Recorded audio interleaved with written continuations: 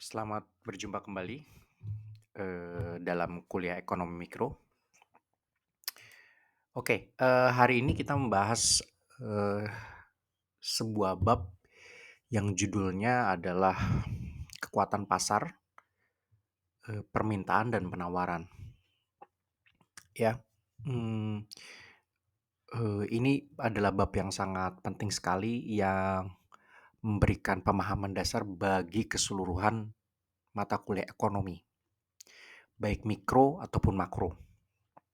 Mungkin kalian baru mendengar ada ekonomi mikro, ada ekonomi makro. Saya jelaskan sedikit. Silakan kalian menyediakan secari kertas dan dapat menulisnya catatan-catatan yang mungkin saja tidak tersedia pada presentasi ini. Oke. Eh, makro, ekonomi itu ilmu yang membahas tentang bagaimana eh, kita dapat mengelola sumber daya yang didistribusikan kepada masyarakat. Ya. Jadi kita mempelajari itu bagaimana ekonomi juga bagaimana mempelajari bagaimana kita dapat mengelola kelangkaan dari sumber daya supaya semua masyarakat bisa dapat memperolehnya dengan baik. Nah, itu ada ekonomi.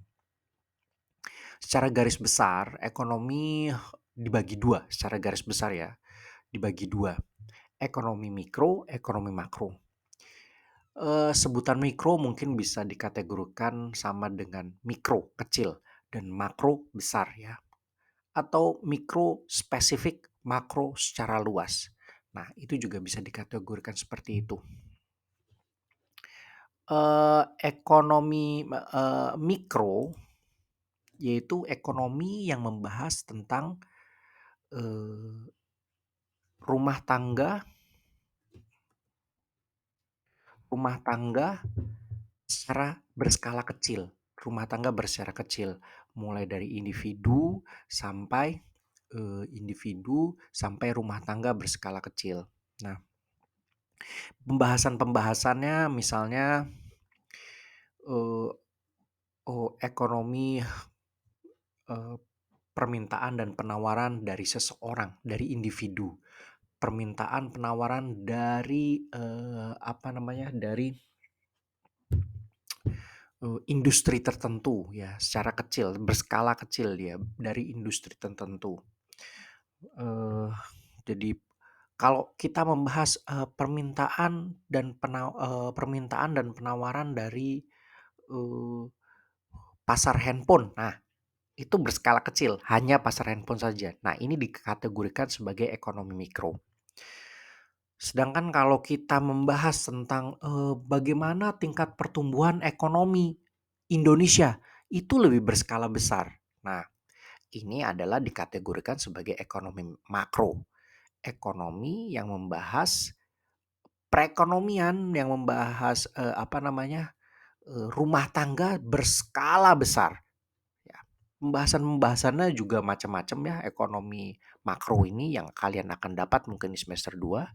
Pembahasannya seputar misalnya eh, bagaimana jika pemerintah mencetak uang lebih banyak, lalu bagaimana jika inflasi itu naik. Inilah ekonomi makro secara besar.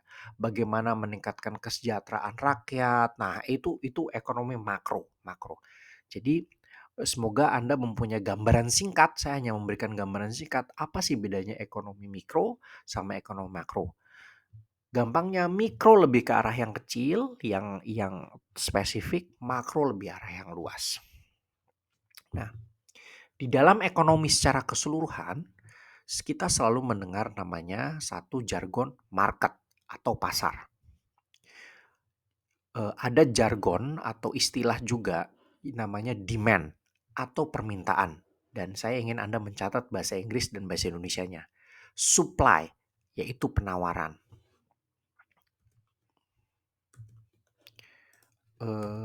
Benar-benar ya. Nah, demand dan supply ini sebentar. Oke. Demand dan supply ini, eee,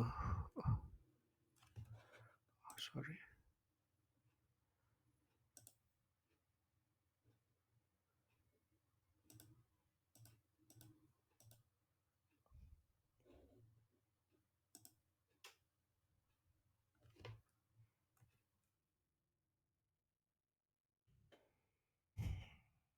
demand dan supply ini, apa namanya, eee, adalah bahasa yang paling sering dibicarakan dalam ekonomi. Bagaimana ekonomi itu berjalan, permintaan dan penawaran kuncinya. Bagaimana permintaan bisa dipengaruhi, bagaimana penawaran bisa dipengaruhi, apa sih permintaan dan penawaran itu, kita akan ngejelasin. Ya, permintaan dan penawaran, demand dan supply suatu barang, misalnya HP atau apa, itu selalu berada dalam satu pasar. Nah, jadi definisi pasar adalah sekelompok pembeli dan penjual dari sebuah barang atau jasa. Catat. Sekelompok penjual atau pembeli dari sebuah barang dan jasa. Itu pasar. Nah, di pasar ada pembeli. Pembeli yang menginginkan suatu barang itu yang disebut demand, permintaan. Penjual atau sellers itu yang menjual barang, dia yang menawarkan barang. Makanya disebut penawaran atau supply, demand dan supply. Buyers itu bertindak sebagai permintaan, demand-nya, penjual itu bertindak sebagai suppliernya, penawarnya. Oke, sampai situ dulu. Silakan ya. Kita lanjut ke film kita yang kedua nanti.